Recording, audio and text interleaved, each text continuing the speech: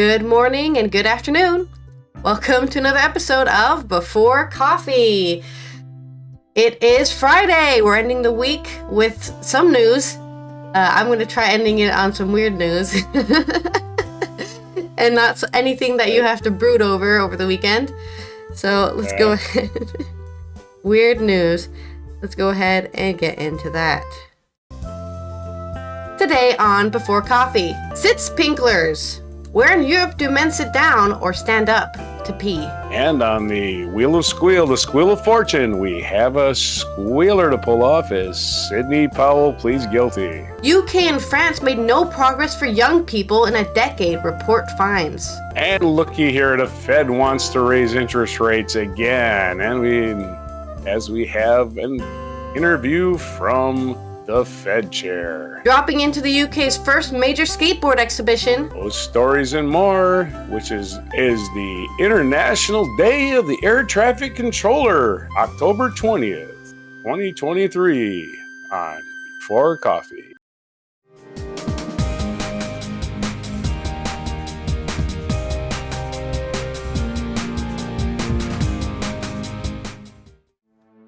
All right. It's still Before Coffee, and we're going to talk about people who sit down or stand up to pee. That's right. This is our important news for you today on Friday. Boy. It's not serious, but it's news. Arguments are growing that men should sit down to urinate, with some experts saying it's good for health and the family toothbrushes. But where are they heeding this advice? Data from YouGov has shed light on where in Europe men most likely to sit down to pee.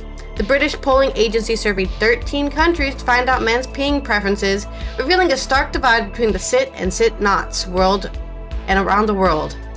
YouGov says it was prompted to correct a glaring omission in its data after a journalist called it out for not having any data on how many British men sat down to urinate. That, despite a number of claims surrounding the benefits of practice for mental and physical well-being, besides more amicable relations with women in the house. German men are the most likely to sit down to pee in Europe, at 62%. YouGov's data found that German men are most likely to sit down almost every time or most times. Swedes are the second most likely of European men to do so. In Germany, these men are known as sit sprinklers, meaning somebody who sits while urinating. There are debates inside the country about whether men should sit or stand. Some toilets have signs forbidding standing up, though the term sit sprinkler implies it's not a masculine behavior. Some of the worst offenders that were in Poland and the UK, where only 27% and 24% of men peed sitting down. Studies have showed that this practice is more for men's health. Researchers from Leiden University Medical Center found in 2014 it helped the bladder empty faster and more completely, something which is beneficial for those with lower urinary tract problems and enlarged prostates. The sitting voiding position is preferable to standing, they wrote.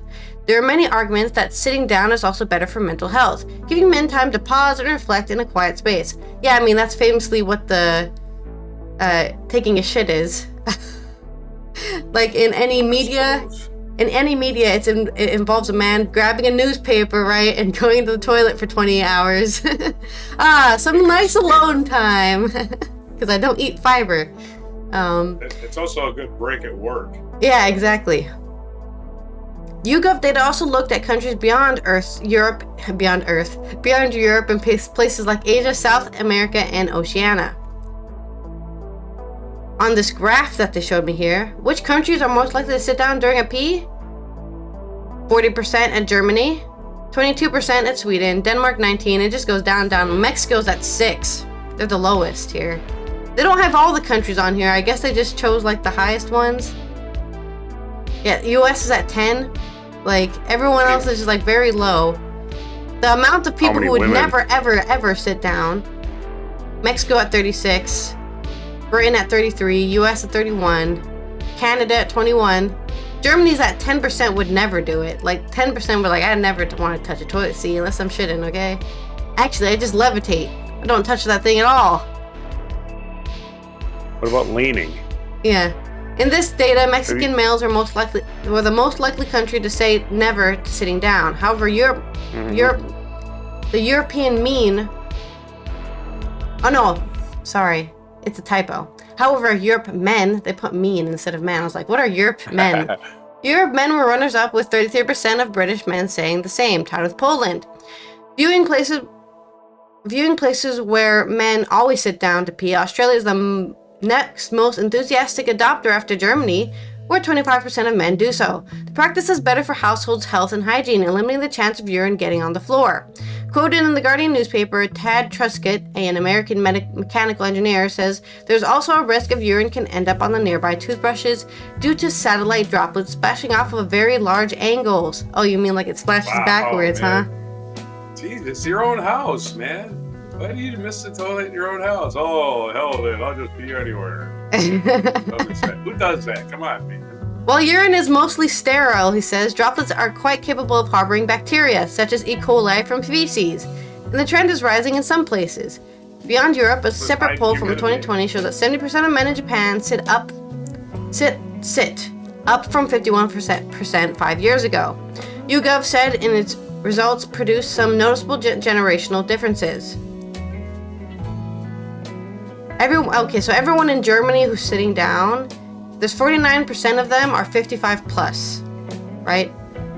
So of that, what was it again? 40% that do it, 49% of them are 55 years old or older. And brushing's overrated. Brushing your teeth's overrated anyway. Use a water pick. So they have the highest.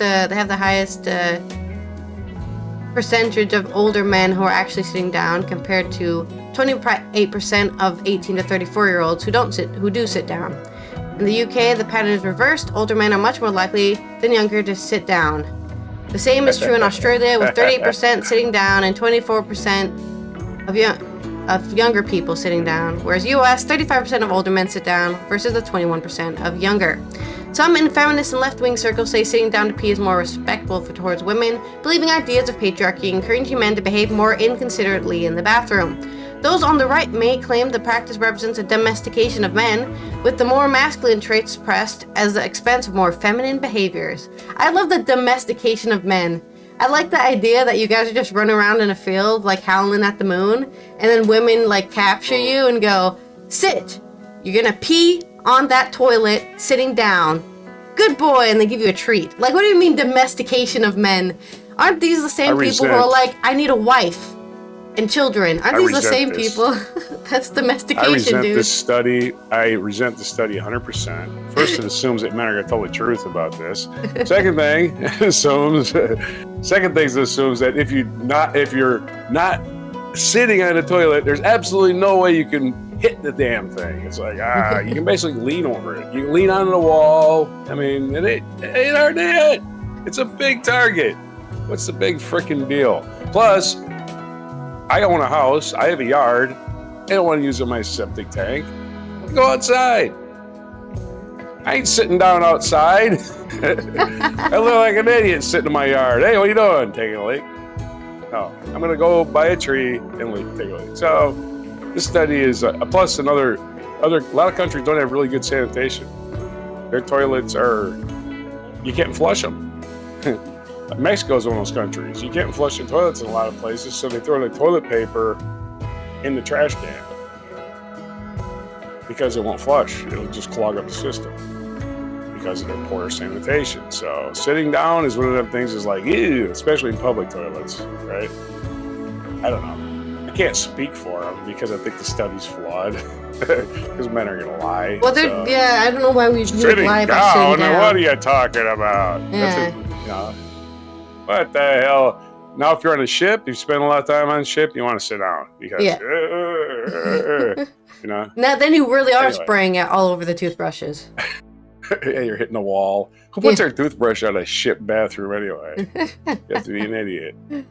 Let me just get this thing disgusting from all the people that have been here. All right. That's none of my story, so what's yours? In news, and the political intrigue news and legal news, Sidney Powell pleads guilty. This is from the New York Times reporter Richard Fawcett and Danny Hakim. Sidney K. Powell, member of Donald J. Trump's legal team after he lost the 2020 election, pled guilty on Thursday morning to 6 misdemeanor counts instead of facing a criminal trial that was to begin next week. She was among 19 defendants, including defendant Jay Trump, who was indicted in August for their efforts to subvert the election results in Georgia. The guilty plea was a blow to Trump, who faces the most charges of any defendant, along with Rudolph W. Giuliani, his former personal lawyer. Both men face 13 counts. Significantly, it means that a member of the Trump's legal team will cooperate with the prosecution as it pursues criminal convictions related to the effort to keep the former president in power after he lost the 2020 election. Ms. Powell, 68, who appeared in a downtown Atlanta courtroom, was sentenced to 6 years of probation for a conspiracy to commit intentional interference with performance of election duties. That is significantly less severe outcome than she would have faced if found guilty of the charges for which she was originally indicted. She was also fined $6,000 and agreed to pay $2,700 in restitution to the state of Georgia, as well as write an apology letter to its citizens. The charges against her largely relate to her role in the carrying out a breach of voting equipment in a rural Georgia county in 2021, as Trump allies fruitlessly sought evidence of ballot fraud. Aisha D. Young, an assistant district attorney in Fulton County, said in court that Ms. Powell had given prosecutors a recorded statement on Wednesday as part of her plea deal. She agreed to testify against any of the 17 remaining defendants and to turn over documents in her possession related to the case. Ms. Powell is the second to take a plea deal, a major victory.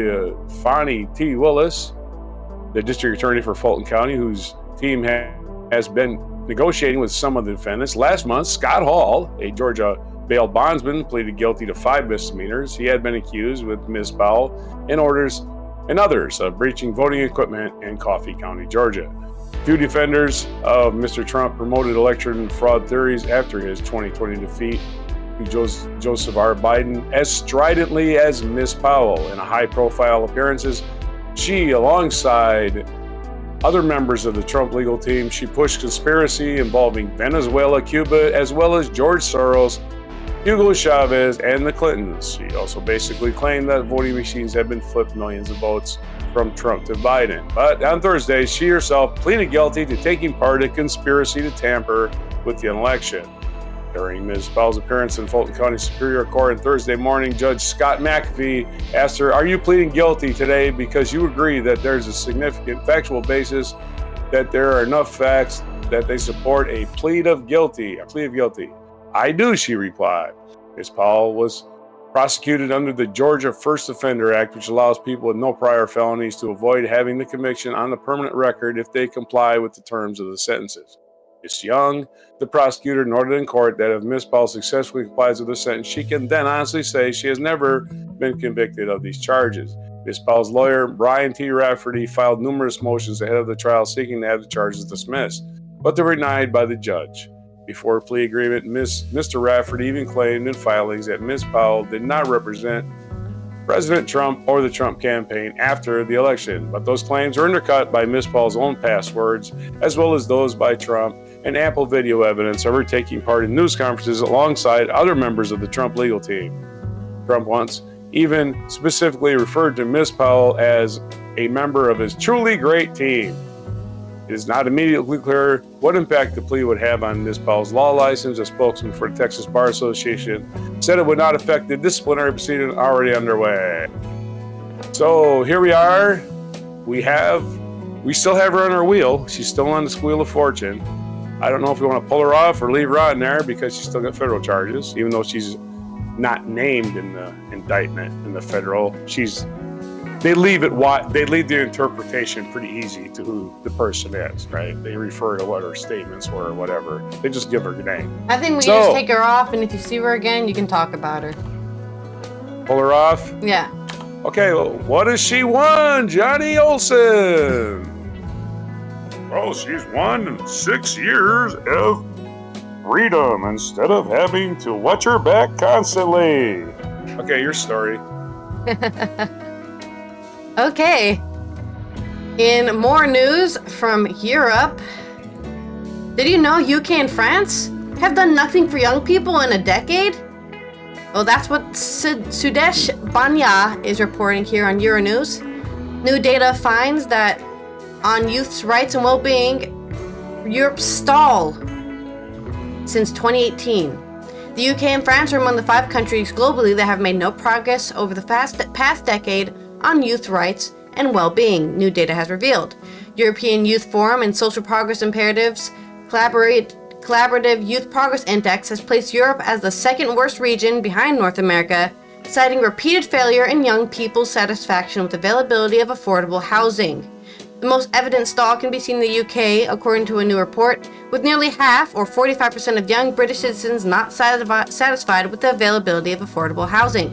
Young Britons are also getting increasingly dissatisfied with the country's healthcare, air, water quality, and more, it adds. Satisfaction with housing among the young French population has decreased by almost 25 points between 2011 and 2022. Access to secondary education is also a concern, as the country is ranked 48th globally. According to the index, Europe has made no progress since 2018. Across 60 aspects such as affordable housing, access to education, violent incidents, and young women's safety.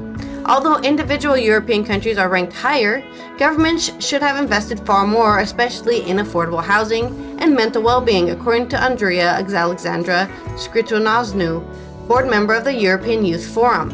Progress depends on the amount of public investment in youth and how high young people rank in political agenda, he said in the statement. In the absence of both sufficient investment and political will, our generation is being left behind.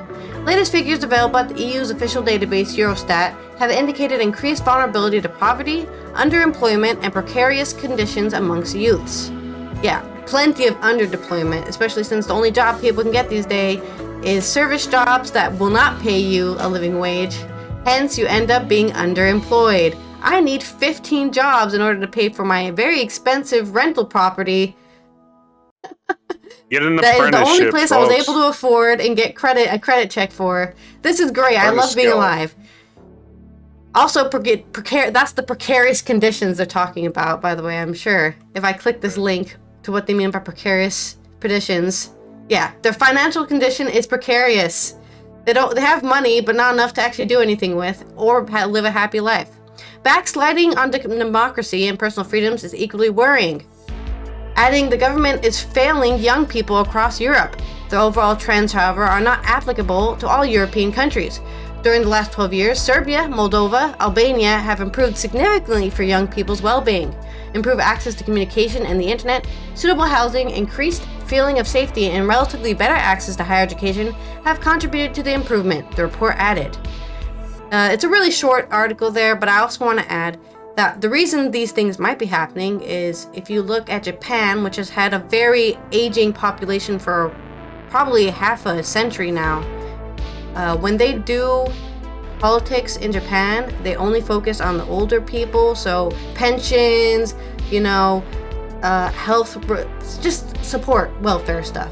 Nothing about young people and what they're doing.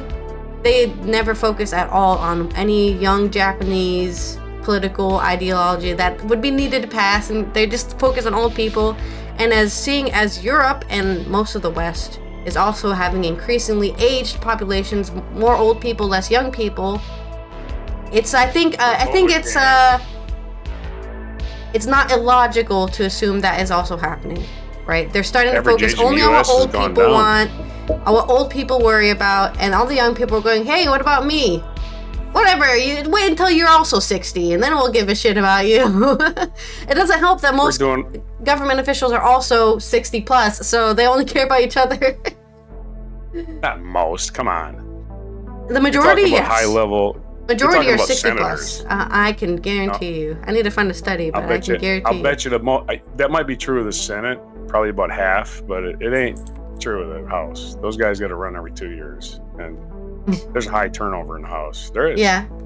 There's a lot of people that have been there forever because they're in these gerrymandered districts where they get 90%. But yeah. And of course, most of them can basically print their ticket, but a lot of them only there 6-8 years and then retire. So yeah, I doubt if it's over 60. Well, I did a quick search just now, and it says here this is from February 12th, 2021. that boomers and the silent generation have the most seats in Congress, but there are slightly more millennials and Gen Xers. But that's what it says here, this quick search here. Yeah. So. It's just, I just don't like generalizations and I don't like ageism. Yeah, no, it's fine. But the older I get, the less unfortunately, I like. they are committing ageism in our political, in a lot of European countries and America. Oh, I hate it. I hate it when liberals act like they're, we're so liberal, and then they pick on people for being old. And I'm like, aren't you liberal? Aren't you just like, hey, everybody's got an equal say in this world? Where you just, okay, you're old. Let's just disregard all your experience and everything else because you've forgotten something for 30 seconds. Oh, you're obviously losing your mind. Oh, okay. I'll go sit in the corner now. Yeah, there's also an NPR one saying they're older. It doesn't matter. Continue with your next story. Is this my story? Or am I just over-talking here? Is it my story yet, or are we transitioning? We've been looking at you. You've been on camera. All right, man.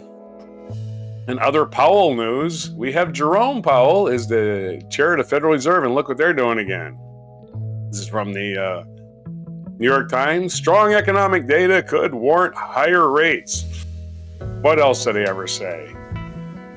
Back in the toolbox for the hammer, Jerome H. Powell, the chair of the Federal Reserve, reiterated that the central bank's commitment to moving forward carefully with further rate moves in his speech on Thursday. But he also said that the central bank might need to raise rates more if economic data continue to come in hot. Mr. Powell tried to paint a balanced picture of the challenge facing the Fed in remarks before the Economic Club of New York. He emphasized that the Fed is trying to weigh two goals against the other. It wants to wrestle inflation fully under control, but it also wants to avoid doing too much and necessarily hurting the economy. Yet, it is a complicated moment for the central bank as the economy behaves in surprising ways. The economy doesn't behave. They act like it's a thing, right? Like a breathing organism. It doesn't behave. There's no science to it. Officials have rapidly raised interest rates to a range of 5.25 to 5.5% over the past 19 months. Policymakers are now debating whether they need to raise rates one more time in 2023. The higher browsing costs are supposed to weigh down economic activity, slowing home buying, business expansions, and demands of all sorts in order to cool inflation. But so far, growth has been unexpectedly resilient. Consumers are spending, companies are hiring, and while wage gains are moderating, overall growth has been robust enough to make some economists question whether economies are slowing sufficiently enough to drive inflation back to the Fed's 2% goal. We are attentive to the recent data showing the resilience of the economic growth and demand for labor. Additional evidence of a persistently above trend growth or tightness in the labor market is no longer easy. Could put further progress on inflation risk and could warrant further tightening of monetary policy. Mr. Powell called the recent growth data a surprise and said that it had come as consumer demand held up much more strongly than had been expected. It may just be that rates haven't been high enough for long enough. And later adding that the evidence is not that policy is too tight right now. Yeah. Economists interpret his remarks to mean that while the Fed is unlikely to raise interest rates in its upcoming meeting, which concludes November 1st, it was leaving the door open to a potential rate increase in the Fed's final meeting on December 13th. It didn't sound like he was anxious to raise rates again in November, said Michael Ferroli, chief economist at JP Morgan, explaining what he thinks the Fed will depend on data as it decides what to do in December. So, again, we're going to sit here and talk about inflation as if it's one of those things we can keep under control by simply moving interest rates. When there's so many factors external to the United States that influence inflation that the Fed has no control over whatsoever. But once again, they have a hammer, and when your only tool is a hammer, every problem looks like a nail. So they're going to hit that hammer really lightly again. Not going to drive that nail all the way in. Your story.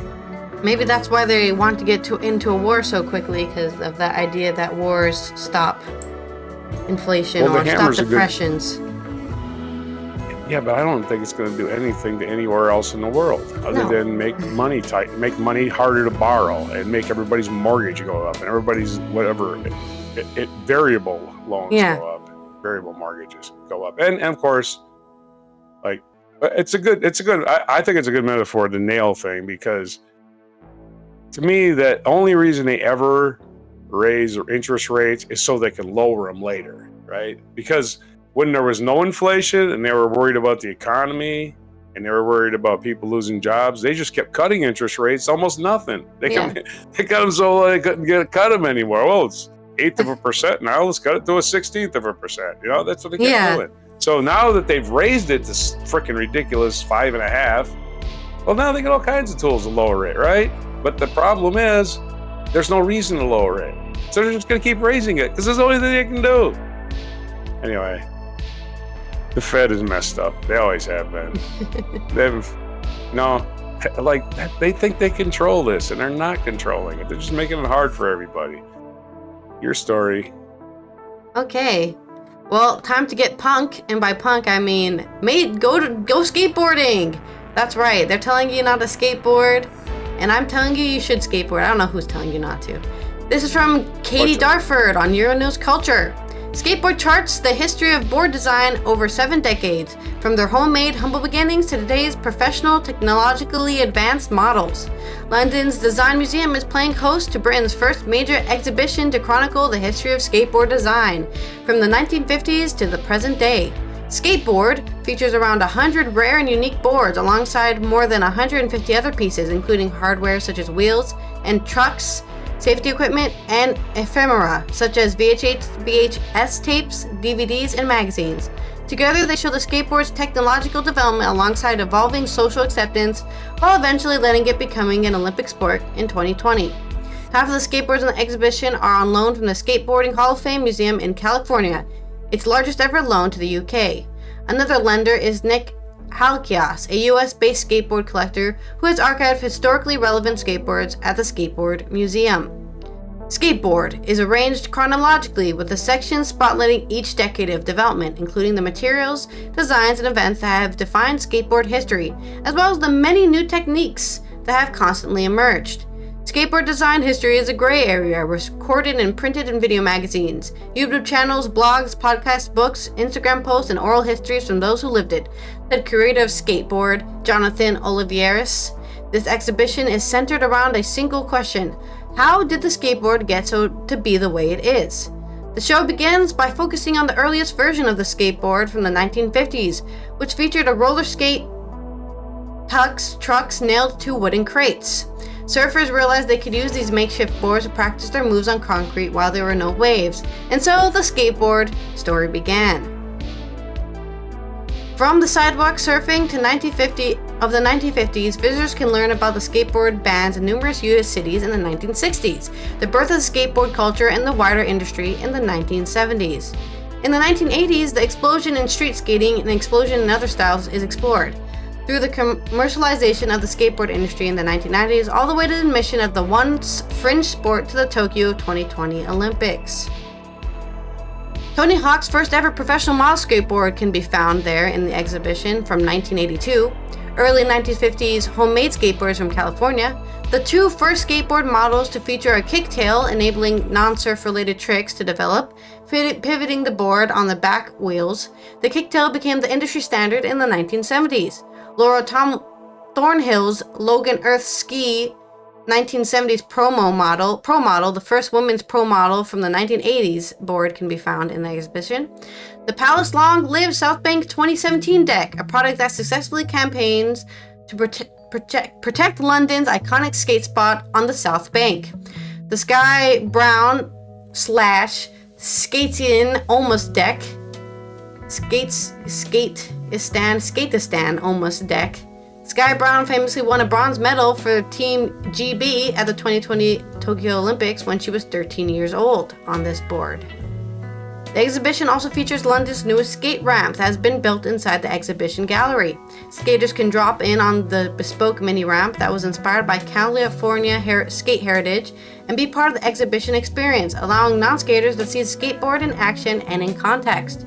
When not being used for skateboarding, visitors can also walk on the ramp and learn more about the design and the important aspects of skate culture that have endured since first being used 5 decades ago. A film entitled Serial can be viewed from the ramp and features Converse Cons rider Diggs English and newly crowned world champion Gavin Bodker on the drop in the ramp for the first time. Both the new mini ramp and film pay homage to the skateboarding's rich history of DIY videography and its impact on skate performance. Trick-based films such as Cheese and Crackers 2006 and Tea and Biscuits 2020, which appropriate objects not typically utilized in skateboarding, are also shown in the site. Skateboard opens on the 20th of October, which is today, until the 2nd of June 2024, so you have a long time to go see the exhibition if you want. The exhibition will be accompanied by a new book published by Phaidon later this year. So if you've been ever interested in skateboarding or you're a skateboarder yourself, go check out the exhibition in the UK, in London. I'm assuming it's in London. They didn't say where it was, but I'm assuming it's in London. Because it said it's in the UK. Yeah, at London's Design Museum, you can find the exhibition on skateboarding until June 2nd of next year. On to this day in history. Okay, this day in history, which is October 20th, and we start off with 1600, the Battle of Sekigahara. The Battle of Sekigahara established the hegemony of the Tokugawa family in Japan, and I can't pronounce anything. In 1740, on this day, the Holy Roman Emperor Charles VI died, setting off the War of the Austrian Succession. In 1803, the U.S. Senate, after due consideration and considerable oratory, ratified the Louisiana Purchase. In 1822, the Congress of Verona, the last meeting held by the European powers in accordance with the terms of the Quadruple Alliance, opened in Verona, Italy.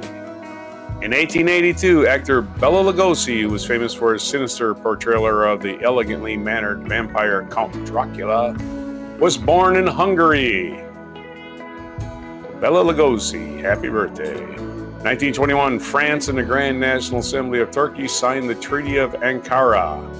In 1931, American baseball player Mickey Mantle, who is one of the greatest players known for tremendous power as a switch hitter, was born. In 1864, former U.S. President Herbert Hoover died in New York City. Famously has a vacuum cleaner named after him. Just kidding. 1968, former First Lady Jacqueline Kennedy married Greek shipping magnate Aristotle Onassis. In 1973, during an ongoing Watergate investigation, U.S. President Richard Nixon ordered Special Prosecutor Archibald Cox fired, resulting in the resignations of Attorney General Elliot Richardson and Deputy Attorney General William D. Ruckelshaus, both of whom refused to carry out his request. The events became known as the Saturday Night Massacre of Justice Department officials. In 1977, on this day, a plane carrying the southern rock band Lynyrd Skynyrd, known for such songs as Free Bird and Sweet Home Alabama, crashed in Galesburg, Mississippi, killing singer Ronnie Van Zant, guitarist Stephen Gaines, and his sister Cassie Gaines, which they don't mention here, plus the pilot. In 2002, Blue Steam, the deepest underwater pipeline in the world, opened in Turkey and was put to use for transport of natural gas. In 2011, Libyan and de facto leader Muammar al-Gaddafi was killed by rebel forces following a revolt that received international military assistance. So it was the end of Gaddafi this day. 2014, Dominican-born American fashion designer Oscar de la Renta, whose work, blending European luxury with American ease, helped define standards of elegant dressing among socialites, U.S. first ladies, and red carpet celebrities, died in Connecticut. And our featured event on Britannica.com, opening of the Sydney Opera House in 1973, that big thing you see in every picture of Sydney ever made. Australia's Sydney Opera House, well, not ever made, since 1973. Australia's Sydney Opera House, designed by Danish architect Jorn Utzon, whose dramatic imagining of problematic plan won an international competition in 1957, was opened by Queen Elizabeth II in 1973. So it took 16 years from contest to completion. Our feature biography is Christian Nuslin Vollard, German geneticist, who turns 80 today. Born on October 20th, 1942 in Magdeburg, Germany. Other birthdays: John Dewey, American philosopher and educator, was born in 1859. Tom Petty's birthday today, and he won't back down. He was born in 1950. 1956, Danny Boyle was born, a British filmmaker, and Snoop Dogg shares a birthday with Tom Petty. He was born in 1971. That's interesting. I actually went to a festival. I missed Tom Petty, but I did gamble at a casino. He was playing but Snoop Dogg was playing at the same festival, so I didn't know they had the same birthday. But I saw a lady at the casino. This is in Dover. She said, "I saw Snoop Dogg in here last night at the roulette table. I'm going to stay here all night again." I'm like, "You're going to lose a lot of money because he ain't going to show up." He probably is not even in town anymore. Anyway, what day is it today? It's National Get Smart About Credit Day. Oh, yeah. That's right. No, it's not. What is it today? Today is... I got the wrong day here. How did I end up in August? What the hell was going on? All right. It's International Mastocytosis and Mast Cell Disease Awareness Day. That sounds like cancer. It's National Chicken and Waffles Day. It's International Day to Air Traffic Controller, which we covered already. It's National Youth Confidence Day. It's International Chef's Day. And it's also National Mammography Day and National Brandied Fruit Day. So get your fruit drunk. Mammograms. And mammography, and it's also International Mastocytosis Day. So you're looking for cancer all day today. Okay. So those are all the days for today. And we also have all the Powell news. Don't forget about that. All right, well, this has been Allison from the Netherlands, who is going to go tell men to sit down to pee and domesticate them, because that's how you do it, I guess. And we will see you next week to find out what's happened over the weekend. I have another Powell joke. You want to hear it? Go ahead. All right. You know the famous Baltimore Alou brothers? They all played for the Baltimore Orioles at once. Matty Alou, Philippe Alou, Jesus Alou, and Boog Powell. Mm-hmm. You're supposed to say, Boog Powell, he's not an Alou brother. They say, yeah, he was, but he had to change his name because he got tired of being called Boog Alou. Anyway, those are the bad jokes for today. You have to think about it. They were the Alou brothers. Get it? Matty, Philippe, Jesus. Yeah. And Boog Powell. I gotta explain the joke. It doesn't work. They're all teammates of the Baltimore Orioles. And Boog is a famous Baltimore Oriole. He actually has a restaurant over here in the boardwalk in Ocean City. But that's today's news. October 20th, 2023 edition of on Friday's News Dump on Before Coffee. Accordingly, pursuant to Clause 12A of Rule 1, the chair declares the House in recess, subject to the call of the chair. I'm playing the meme.